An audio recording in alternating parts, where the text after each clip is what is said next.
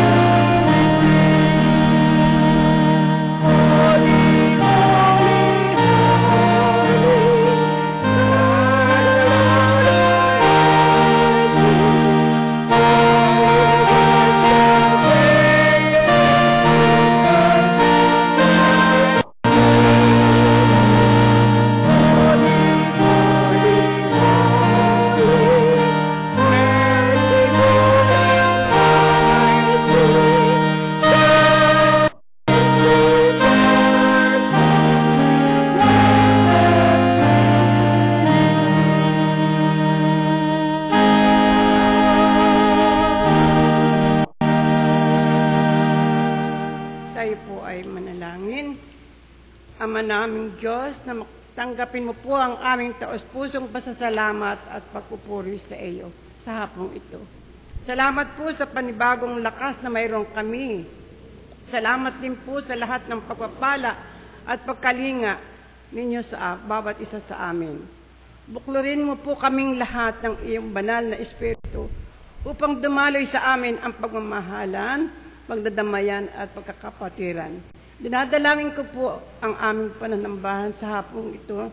Nawa po ikaw ang maitaas namin at ang hindi ang aming sarili. Dalangin ko rin po sa inyo ang aming tagapagsalita. Nawa po ang aming maririnig na mensahe ay tumimo sa aming puso't isipan ng bawat isa sa amin upang ito'y aming maipamuhay sa araw-araw.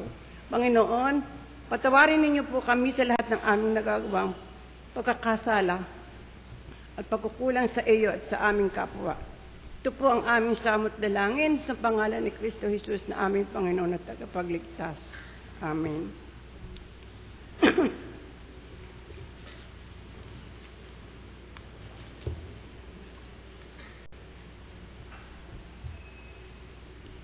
Mga balita po natin.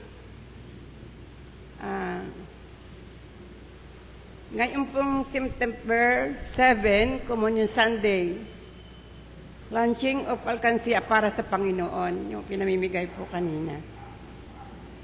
September 12, 13, Sunday School Teachers Seminar Training sa Lusakan, Chaong. September 14 po, Christian Education and Nurture Sunday. September 15, Quezon Ecumenical Movement Meeting sa Unisan, Quezon po ito gaganapin. September 21, Children's Sunday Local Dedication of Coins, Regular Church Council Meeting. At September 27, STC, Fellowship of Dedication of the Coins, dito po ito gaganapin. September 28, Youth Sunday Exchange Forfeit. Mga, ano po, mga may mga birthday po ngayong araw ng September. September 7 po si Renville Aldea Alti. Husilim Jr. Narito po kaya sila. Josefina Balikas. September 8. September 9, Cheris Joy Ayala. Arturo Tolentino. Diana Kathleen at Wabel. September 10 po, Manuel de Vera. Adolia Laurita at Jonathan Tagunikar. September 12 po, Edward Quijano, Yanti Regina Ramos. September 30 po, Manuel Alpay. September 14, Miko Francis De Leon, Cornelio Generoso, Rowena Jose at Marlene Evangelista. Sa prayer meeting po ay ngayong every Wednesday, September 10 po, ang kapatid na Sophia Ilaga ng ating speaker, kapatid Yunila Nagal, ang liturgist. Taos pusong pakikiramay po sa pinaabot sa pamilya ng Bundad, sa pagpanaw ni kapatid Paulino Bundad. Siya po ay inihatid sa kanyang huling huntungan ngayong hapon.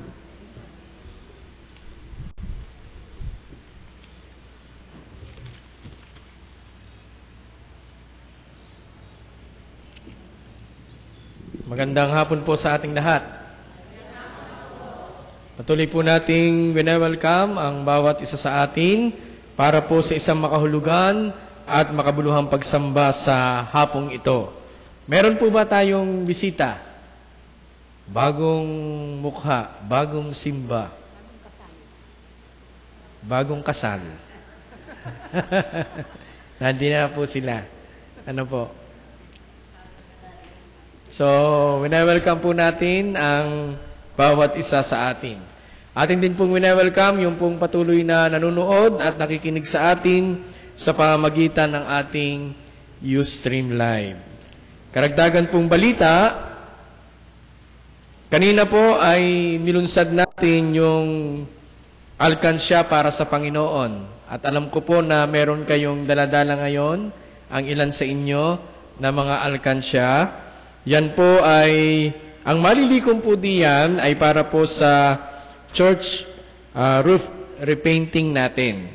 Sabi nga natin, kung maganda ang ating bahay, dapat maganda rin ang ating simbahan. Dahil yan ang bahay ng ating Panginoon. Ano po? So hanggang February po yan, mula po sa February, atin po yan bubuksan na para po sa pagpapagawa o pagpapasaayos ng ating pong simbahan. Ganon din po kanina ay pinabatid na rin po sa pamamagitan ng tagapangulo ng Konsilyo ng Iglesia ng ating kapatid na Joel David Tadiosa na ang ating pong paaralan ay meron na pong SEC registration. Ang pangalan po ng ating paaralan United Church of Christ in the Philippines McGill Memorial School Incorporated. So, yan po ang bagong pangalan ng ating paaralan at patuloy po nating isama yan sa ating mga panalangin para po sa patuloy nating pagmimisyon sa mga maliliit na mga bata at kabataan para po sa kanilang mga ginagawang pag-aaral. So, marami pong salamat. Lalo tigit doon po sa dumalo sa special congregational meeting nung nakaraang buwan. Ano po? Maraming pong salamat. Ganon din po ay atin din pong patuloy na isama sa ating mga panalangin, ito pong gagawing fellowship and dedication of coins. Dito po yan gagawin sa ating simbahan sa September 27, 2014. Mula po 8 hanggang 4 ng hapon. At dito po sa ating gagawin, so lagi po natin itong isasama sa ating mga pananalangin. Meron pa po bang balita? Kung wala na pong balita, mula po sa sulat ni Juan chapter 10 verses 8 to 10, sinabi ni Jesus, "Ako ang pintuan, ang sinumang pumasok sa pamamagitan ko'y maliligtas. Papasok siya at lalabas at makatatagpo ng pastulan. Naparito ako upang kayo magkaroon ng buhay, isang buhay na ganap at kasiyasiya." Sa pamamagitan niyan, mga magulang ko at mga kapatid, tayo pong lahat ay tumayo. Tayo po'y magbatian sa isa't isa, magmano mga bata sa nakakatanda.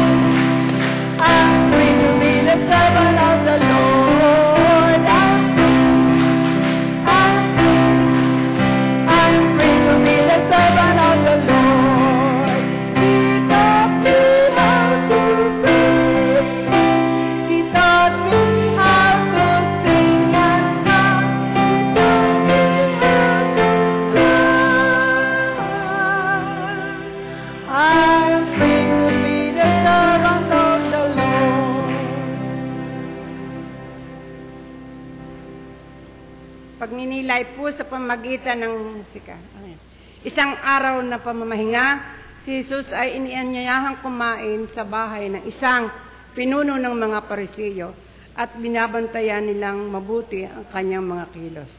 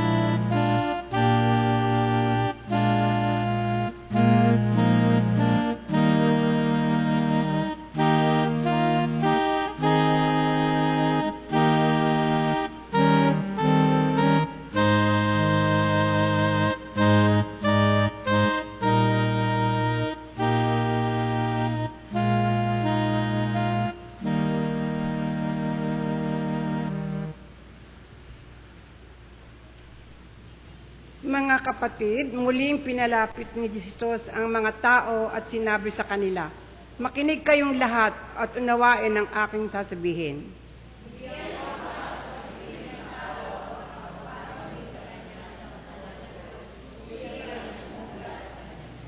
Sapagkat sa loob, sa puso ng tao, nagmumula ang masasamang isipang nag-uudyok sa kanya ng makiapid, magnakaw at pumatay."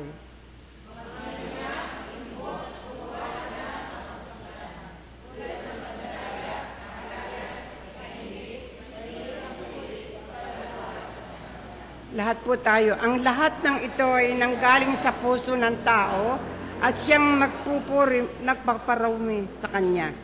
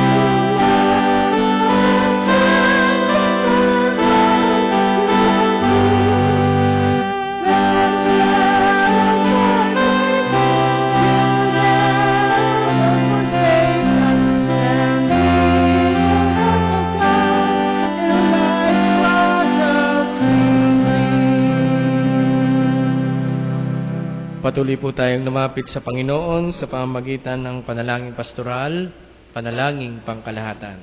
Tayo po ay manalangin. O Diyos na makapangyarihan sa lahat, sa hapon pong ito, minsan pa kami na iyong mga anak ay nagpupuri, nagpupugay sa kadakilaam ng iyong pangalan, na kung saan, o aming Panginoon, kanina sa amin pong pagninilay, lalo tigit napakinggan namin ang iyong salita sa pamamagitan ng banal na aklat, tunay na pumasok ka sa aming puso at sa aming kaisipan. Ibig sabihin nito, malaya kami makakapagpatapat sa iyo na kami po ay mga makasalanan. Kami po ay nagkakamali. Pero alam namin, dakilang Diyos, na ikaw ay Diyos na mapagpatawad. Kaya naman, alam po namin na ang aming puso at kaisipan iyo nang pinatawad, nilinis, para kami, dakilang Diyos, ay maging kalugod-lugod sa iyong harapan. Sa pamamagitan ng sama-sama naming pag-awit, sama-sama naming pagninilay, pananalangin, higit sa lahat, ang patuloy naming pakikisalo sa iyong hapag, kainan. Hindi po kumpleto, aming Panginoon, ang aming pagsamba, lalo tigit kung hindi ka namin kasama at kapiling, o aming Panginoon.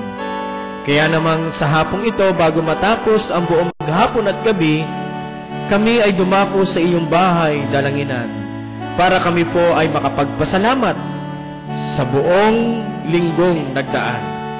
Salamat, Panginoon, sapagkat nadama namin ang iyong banal na presensya, lalo tigit sa aming ginagawa o mga gawain at mga pagdilingkod.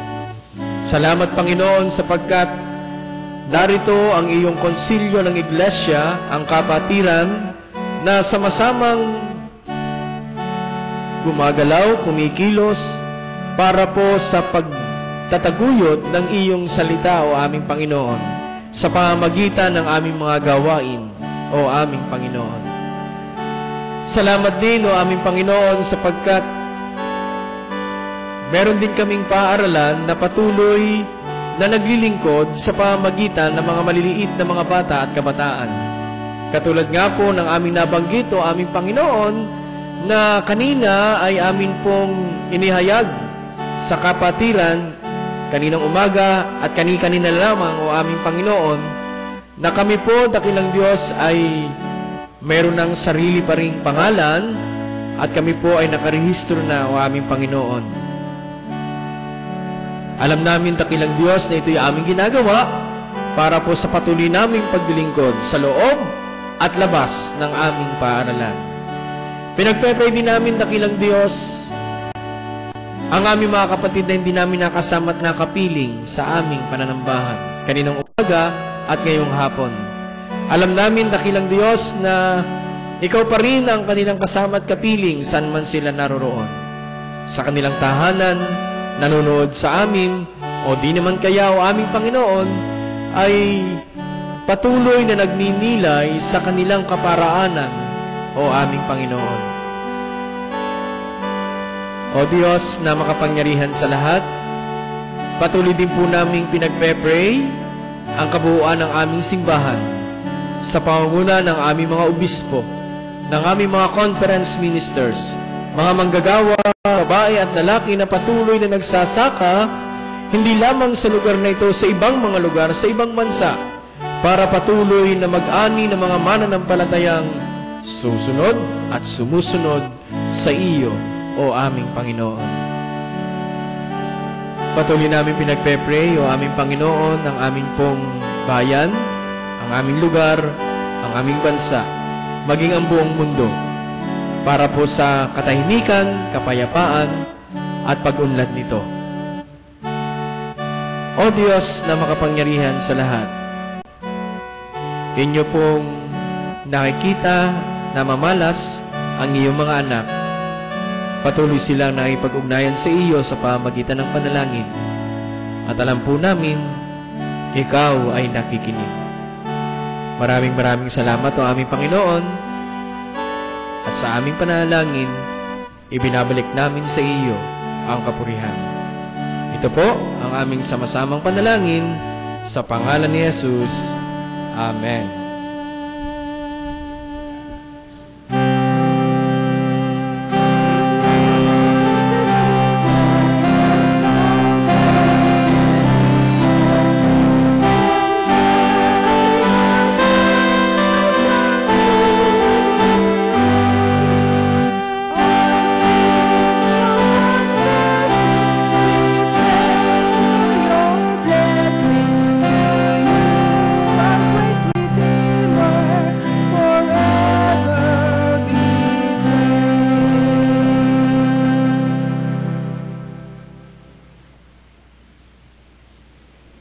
Kaya't lagi tayong maghandog ng hain ng pagpupuri sa Diyos sa pamamagitan ni Jesus. Pagpupuring nagpapahayag ng ating pagkilala sa Kanyang pangalan. At huwag nating kaligtaan ang paggawa ng mabuti at ang pagtulong sa iba, sapagkat iyan ang haing kinalulugdan ng Diyos. Tayo po ay taos-pusong magsipaghandog.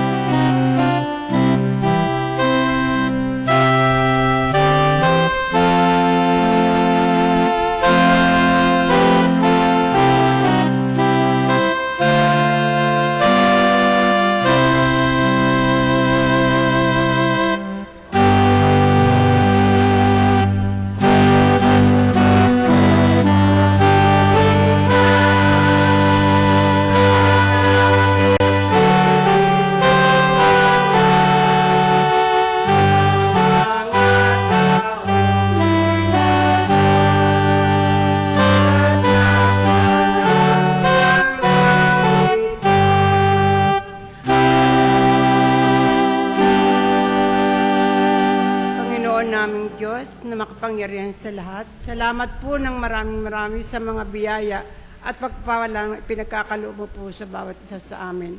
Sa lahat na naririto na nagkaloob ng mga pinagpagalan, maliit man o malaki, naway ito'y binabalik namin sa inyo na magamit sa pagpapalaganap ng iyong banal na salita. Ito po ang aming panalangin sa pangalan ni Jesus Kristo na ating Panginoon at tagapagligtas. Amen.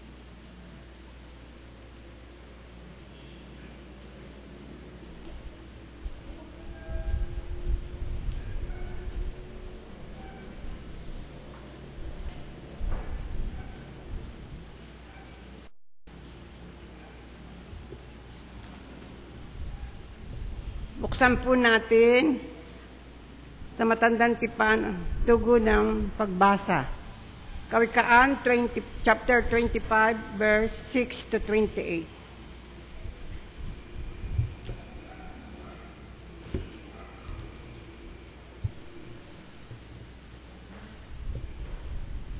Huwag kang magmataas sa harap ng hari ni ihanay ang sarili sa mga taong pili.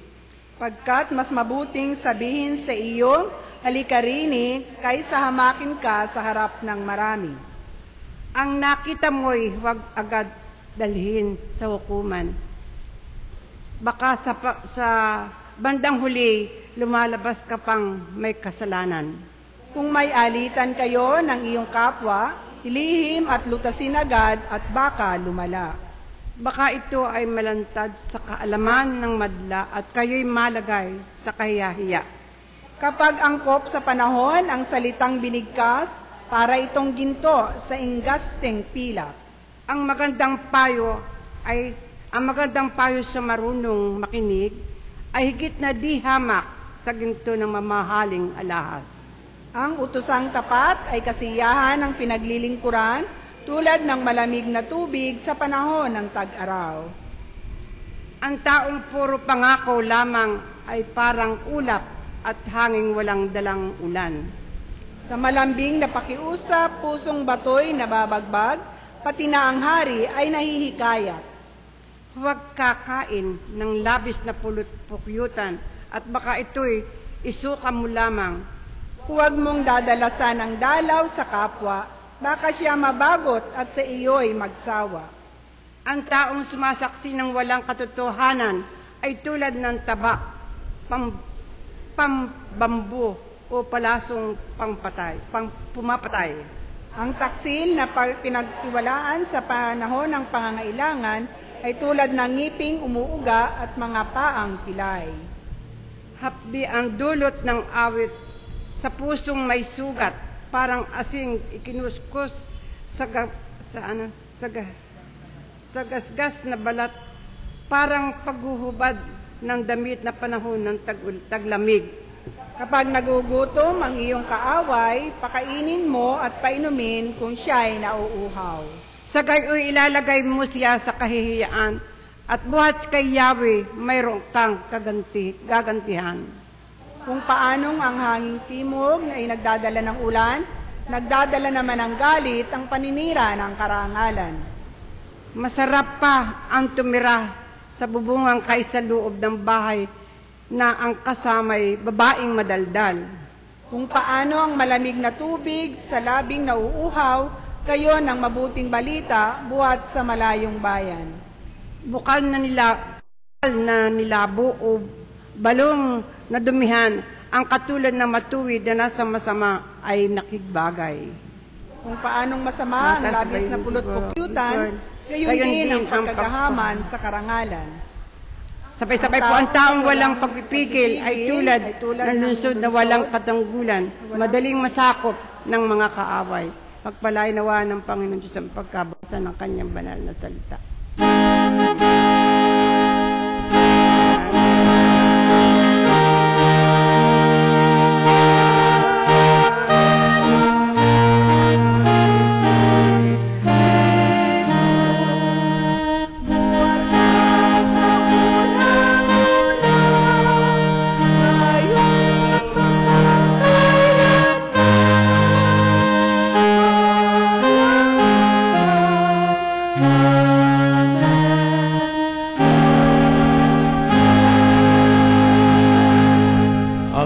huling balita ay mula po sa sulat ni Pablo sa unang Korinto, chapter 11, verse 26, na ganito po ang inyong mapapakinggan.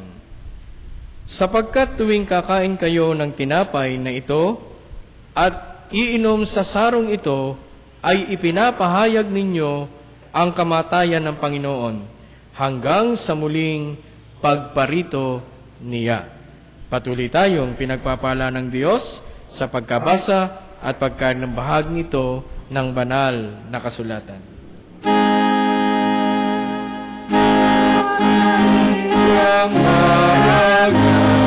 Ikaw ay isang yaman, sumasayang tunay, banal na kaalaman, sakit tinuturan, mula tantungan, matinang iyong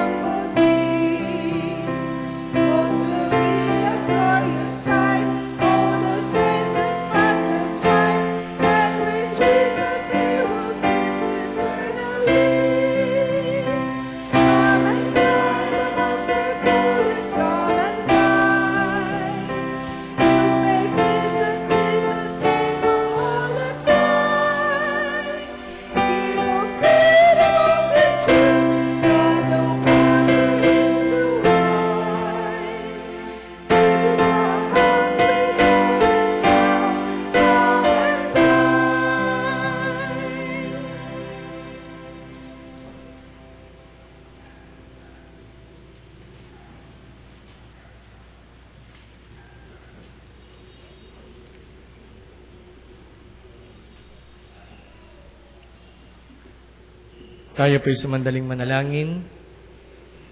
Dakila at makapangyarihang Diyos, na siyang lumalang ng lahat ng bagay sa mundo, naway pakapuspusin kami na iyong Espiritu, Espiritong nagtuturo sa amin ng pag-ibig, gumagabay sa daan ng kapayapaan, na nakabatay sa katarungan at nagbibigay ng lakas at pag-asa sa mga katawang nangihina at nawawalan ng pag-asa dahil sa kasalanan at kahirapan na umaalipin sa aming buhay. Umaasa kami na iyong babaguhin at palalayain sa lahat ng mga ito, upang sa gayon ay lubos naming matanggap ang iyong pagpapala sa aming buhay. Sa ngalan ni Jesus, na patuloy na nagtuturo sa bawat isa sa atin. Amen. Atin pong palakpakan ang ating mga workers at elders ng ating simbahan. Salamat po sa mensahe sa awit. At muli po akong nananawagan, hindi sa ayaw natin silang pakantahin. Yung mga nagnanais na maghandog ng tanging awit para po sa Panginoon ay makipag-ugnayan lamang po sa inyong lingkod. Tayo po ay nasa panahon na kung tawagi ang paghahari ng Diyos, Kingdom Tide. Ang ikapito at huling linggo sa panahon ng simbahan na nagsimula sa huling linggo ng Agosto at magpapatuloy sa mga sumusunod na mga linggo hanggang sa huling linggo ng Nobyembre. Merry Christmas po. Merry Christmas po. The season of Kingdom Tide does not have the long tradition, nor yet the universality which the other season enjoy. Gayon din, ngayon ay buwan ng September at buwan ng edukasyong Kristiyana. Tinatawag natin ito na Christian Education and Nurture Month. It is celebrating the teaching ministry of the faith of the Christian faith. Ano ba yung ating pananampalataya na ngayon ay ating isinasabuhay o ginagampanan? Ang mabuting balita, the good news ng ating Panginoong Diyos sa hapong ito, mga magulang ko at mga kapatid, ay pinamagatan nating ang paghahari ng Diyos sa kapahayagan ng banal na hapunan. Kung paano tayo nagabayan ito sa katuroang pang-Kristiyano. Alam niyo po, ang banal na hapunan, gaya ng mensaheng ating narinig sa pamamagitan ng awit, sa pagpapahayag nito ay naglalarawan sa pamamagitan ng 4 na mga talata. Una, andun po yan sa Matthew chapter 26, verses 26 to 29. Ganon din po sa Marcos chapter 14, verses 22 to 25. Ganon din po rin sa Lucas, chapter 22, verses 15 to 20, at sa sulat ni Pablo sa unang Korinto, chapter 11, verses 23 to 25. Ang banal na hapunan sa kanyang kapahayagan. Una, ang pangnakaraang kahalagahan nito. Titik A, ito ay isang alaala. Sa Greek word ay anamens, ng kamatayan ni Kristo para sa katubusan ng mga mananampalataya. Walang iba kundi ang bawat isa sa atin. Mula sa kasalanan at kahatulan. Sa pamamagitan ng banal na hapunan, tayo ay minsan pang humaharap sa kamatayan ni Kristo at sa kahalagahan ng katubusang kanyang ginawa sa bawat isa sa atin. Sa ating mga buhay na naging dahilan ng ating pagkaligtas. Ang kamatayan ni Kristo ang ating tunay na motibo laban sa pagkakasala at pagkaiwas mula sa lahat ng anyo ng masama. Titik ba? Ito ay pagpapasalamat. Greek word, Eucharistia. Para sa mga pagpapala at pagliligtas na ginawa ng Diyos na nakalaan sa pamamagitan ng pagpapakasakit ni Kristo sa krus. Mula po sa Mark chapter 12 verse 24. Ang dugo ni Kristo ay natigis para sa atin upang tayo bigyan ng kapatawaran at kaligtasan. Pag po tayo nagsasabi ng hingi tayo sa Panginoon ng pagpapatawad, yun po ay sa kasalanan natin ginawa ngayon o sa mga nakaraang mga araw. Pero yung katubusan na ginawa ng ating Panginoong Jesucristo sa bawat isa sa atin, minsan lang po yan nangyari. At hanggang ngayon, tinataglay natin ang kaligtasang nabanggit. Pangalawa, ang pangkasalukuyang kahalagahan.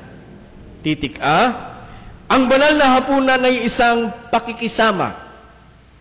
Greek word, koinonia. Kay Kristo at isang pakikibahagi sa mga pakinabang ng kanyang pagpapakasakit at kamatayan. Gayun din, bilang isang pakikisama sa ibang kaanib ng katawan ni Kristo. Sa hapunang kasama ang Panginoon, muling nabuhay. Siya bilang anyaya ay lagi nating kasama sa isang bukod tanging paraan. Titik ba? Ito ay isang pagkilala at pagpapahayag ng bagong tipan. Greek word, kaine diabeke. Na sa pamamagitan nito, ang mga mananampalataya ay muling nagpapatotoo sa pagkapanginoon ni Kristo at sa pagtatalaga ng kanilang mga gawain. Ang kanyang kalooban upang manatiling tapat, upang tanggihan ang kasalanan, at upang makiisa tayo sa kanyang layunin sa ipagpapatawad ng mga kasalanan, ang kapatawaran ay kailangan dahil tayo'y nagkasala. Sinira ang ating kaugnayan sa Diyos at napa sa ilalim sa paghatol. Pangatlo, ang panghinaharap na kalagayan ng banal na hapunan.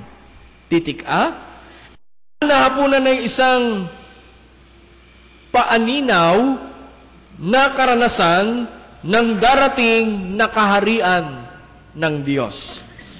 At sa paghinaharap na pagsasalusalo sa panahon ng Mesiyas.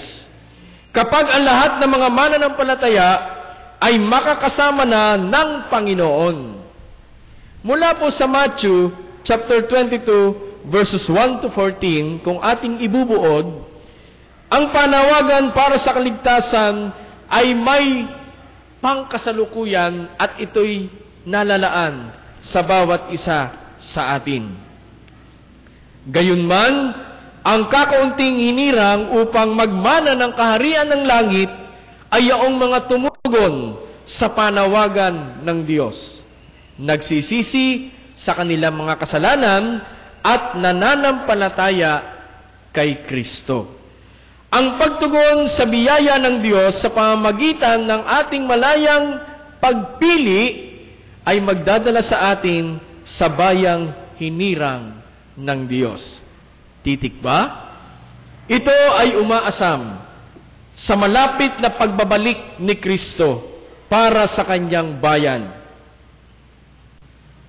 At pagsasadula ng panalangin na ikaw nawa ang maghari sa akin. Mula po sa Matthew chapter 6 verse 10, ang dalangin na sundinawa ang iyong kalooban ay nangangahulugan na mataimtim nating minimithi na maganap ang kalooban at layunin ng Diyos sa ating mga buhay at sa buhay ng ating kapamilya na naaayon sa kanyang walang hanggang nilalayon. Unang-una ay mababatid natin ang kalooban ng Diyos sa kanyang hayag na mga salita. Ang Biblia at sa pamamagitan ng paggugunita at pangunguna ng Espiritu Santo sa ating mga puso. Ang kalooban ng Diyos ay magaganap kapag tayo ay nananalangin pagharian ng Diyos at mamuhay ng ayon sa kanyang kalooban. Sa katapusan, mga magulang ko't mga kapatid, sa kapahayagan ng banal na hapunan, ang lahat ng mga nabanggit na katuruan ay may kahalagahan ng pagiging makahulugan nito kung tayo ay lalapit at haharap sa Panginoon sa diwa ng tunay na pananampalataya, matapat na panalanginan at pagtatalaga sa salita at kalooban ng Diyos. Ang sabi nga, aking katawan, aking dugo, wika ni Jesus, ay ang pagkain ng tinapay at pag-inom sa saro, ay nangangahulugan ng pagpapahayag at pagtanggap sa mga pakinabang ng kamatayang may pagpapakasakit ni Kristo. Sana, hindi lamang sa banal na hapunan tayo magsasama. Pag-aralan natin kung papaanong ang banal na hapunan ay naging naaayon sa ating pananampalataya. Sa pangalan ni Jesus, Amen.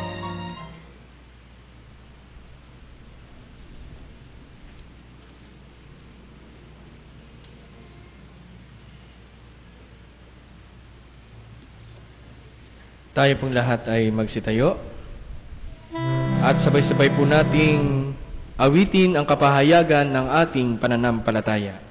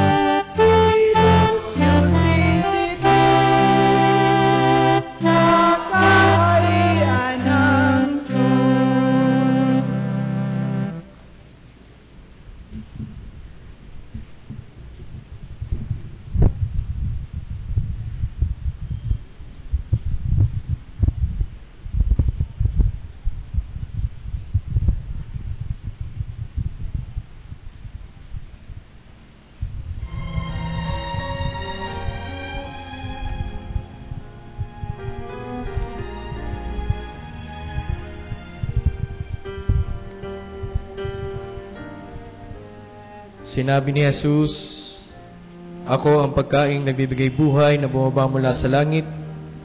Mabubuhay magpakilanman ang sinumang kumain nito, at ang pagkaing ibinibigay ko sa kabubuhay ng sanglibutan ay ang aking laman." Tayo po'y manalangin. O Diyos na makapangyarihan sa lahat, tunay nga po na sa aming kalagitnaan, daman-daman namin ang iyong banal na presensya sa pamamagitan ng iyong banal na Espiritu. Salamat po, aming Panginoon, sapagkat kanina, sa panalangin pangkalahatan, panalangin pastoral, humiling kami ng inyong pagpapatawad sa aming mga nagagawang kasalanan. Ikaw ay Diyos ng pag-ibig, kaya naman, pinatawad mo kami sa aming mga pagkakamali. Salamat po, o aming Panginoon. Ngayon, o aming Panginoon, narito po sa aming kalagitnaan ang simbolo ng iyong katawan at ng iyong dugo, ang hostya at ang katas ng ubas. Inyo po itong pagpalain, bindisyonan, o aming Panginoon, upang sa aming pagtanggap ang kalakasan ng aming pangangatawan, lalo tigit ang patuloy mong pakikipisan, ang siyang maranasan ng bawat isa sa amin. Maraming salamat, o aming Panginoon, at ibinabalik namin sa iyo ang kapurihan. Sa pangalan ni Jesus, Amen.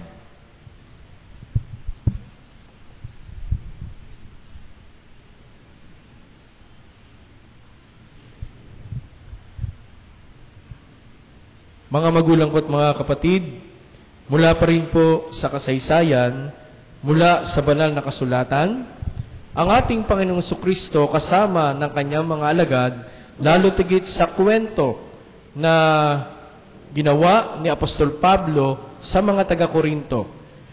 Nagkaroon ng ating Panginoong Jesucristo kasama ng kanyang mga alagad ng patuloy na pagmimisyon sa pamamagitan ng kanilang pagpapahayag ng mabuting balita, ng pagpapagaling at ng pagpapakain. Nung dapit hapon na, nagkaroon ng isang pagsasalo-salo. Ang ating Panginoong Jesucristo kasama ng kanyang mga alagad. Dinampot ni Jesus ang tinapay. Matapos makapagpasalamat, kanya itong pinagpira-piraso. Iniabot at ibinahagi sa kanyang mga alagad at sinabi, "Ito ang aking katawan na nahati dahil sa inyo. Kunin ninyo, kanin ninyo bilang pag-alaala sa akin."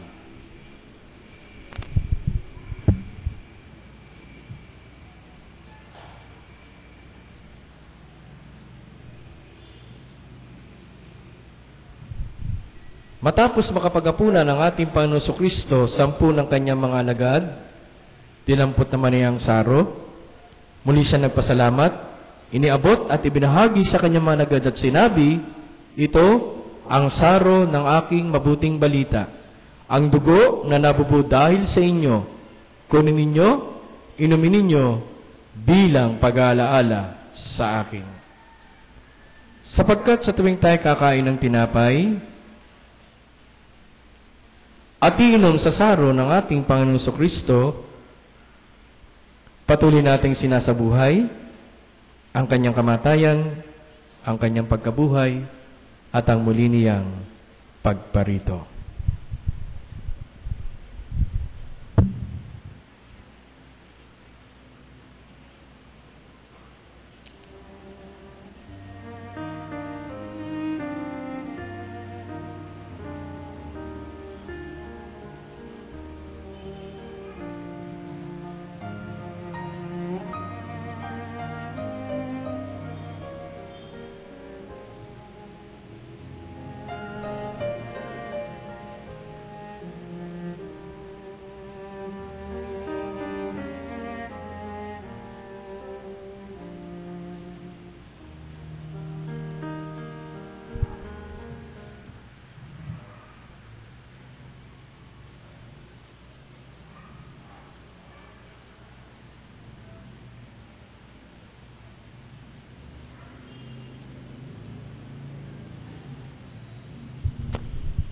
Mga magulang ko at mga kapatid, pagsalu-saluhan po natin ang biyaya ng buhay.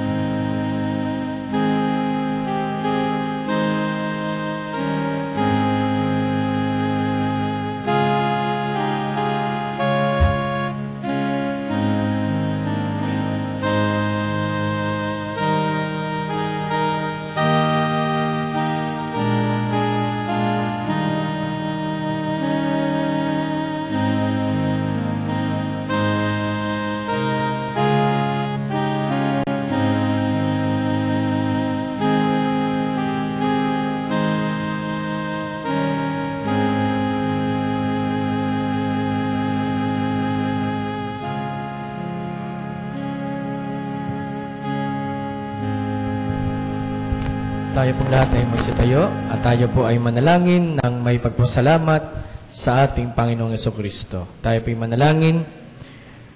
O Diyos na makapangyarihan sa lahat, pinasasalamatan ka po namin dahil sa aming pagkakaisa at pagbabahaginan bilang isang katawan ni Kristo. Ngayon din sa pagbubuklod mo sa amin tungo sa sama-samang paglilingkod. Ngayong aming natikman ang salusalong inihanda para sa amin, ito nawa ang patuloy na magpapalakas at magbibigay ng pag-asa sa aming lahat. Samantalang kami tumatahak sa isang buhay na laan para sa iyo. Muli, o aming Panginoon, marami pong salamat. Sa pangalan ni Jesus, Amen.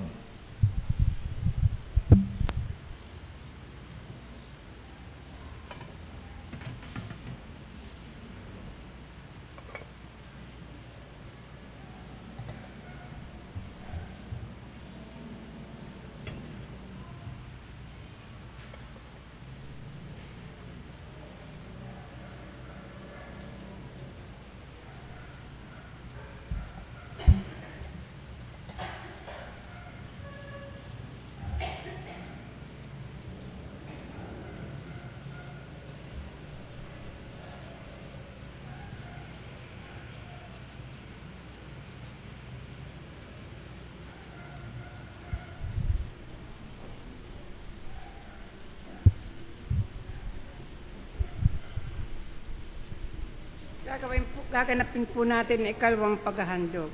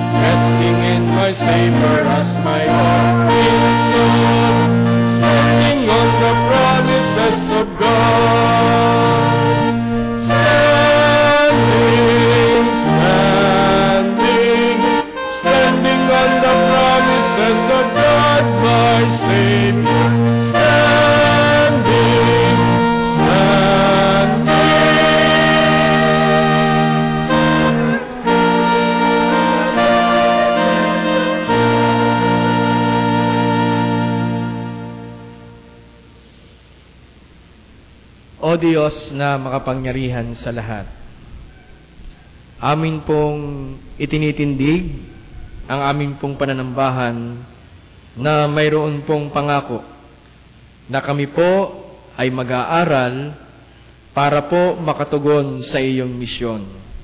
Ibig sabihin po lamang, yung katuruan ng mga unang mga mananampalataya ay amin pong re-reviewin para po maging mabisa at magamit namin sa aming mga paglilingkod na ginagawa. Higit ay ginawa namin sa aming kapwa patungo sa iyo. Sa gabing ito, aming Panginoon, minsan pa nahayag sa aming kalagitnaan ng iyong buhay na salita. Nawa dakilang Diyos, maging karapat-dapat kami sa pagtanggap ng mga salitang ito nang naaayon sa iyong kalooban. Babaunin namin, dakilang Diyos, ang mga karanasan, ang mga patotoo, lalo tigit ang iyong mensahe sa bawat isa sa amin, para po sa pagpapatibay ng aming pananampalataya. Ngayon, o aming Panginoon, sa aming pagtatalaga, anditong muli ang ilan sa iyong mga anak, tiklop-tuhod, nananalangin, o aming Panginoon. Sila po ay may mga personal na mga panalangin sa iyo lamang. Hiling namin, o aming Panginoon, na sa bawat patlang ng kani-kanilang mga panalangin, doon ka po bumulong, doon ka po tumugon, para po sa pagpapasalamat, paggiling ng pag-alalay at paggabay, lalo tigit kung karamdaman ang pag-uusapan, karamdamang espiritual at karamdamang pisikal. Ikaw ang aming dakilang manggagamot na siyang patuloy na magpapagaling.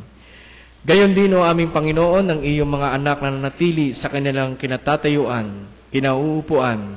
Ang iba'y nanonood at nakikinig sa amin, o aming Panginoon, saan man sila naroroon. Abutin niyo po sila, Panginoon, at ipadama na nandyan ka para sa kanila. Sa gabing ito, aming Panginoon, tinatapos nga po namin ang aming pananambahan. Kami po ay babalik sa aming mga tahanang kinabibilangan. Samahan niyo po kami. Kami po'y magpapahinga sa gabing ito, aming Panginoon, patnubayan niyo po kami. At bukas, ipagkaloob sa amin ng isang umagang kay ganda na malalakas ang aming lupang katawan at patuloy kaming tumugon sa hamon ng paglilingkod. Ang patuloy na pag-aaral ng iyong mga anak at ang patuloy na paghahanap buhay ng aming mga magulang. Sa amin pong pansamantalang pag-iwahiwalay, o aming Panginoon, mula po sa isang makahulugan at makabuluhang pananambahan, tanggapin po ng bawat isa sa amin ang iyong mayamang pagpapala, biyaya, pag-ibig, bendisyon na sasambitin ng inyong abang lingkod. Unang-unanay sa inyong mga anak na tiklop-tuhod na nanalangin sa inyong dambana. Pagpalain kayo ng Panginoon at ingatan kayo. Paliwanagin ng Panginoon ang kanyang mukha sa inyo at mahabag sa inyo. Ilingap ng Panginoon ang kanyang mukha sa inyo. Dahil kayo'y kanyang mga anak, tutugunin niya ang inyong mga panalangin. Dahil kayo'y mahal na mahal niya. At sa bawat isa sa atin, sumaating lahat ang pagpapala ng iisang Diyos. Ang Diyos Ama, ang Diyos Anak, at Diyos Espiritu Santo. Amen.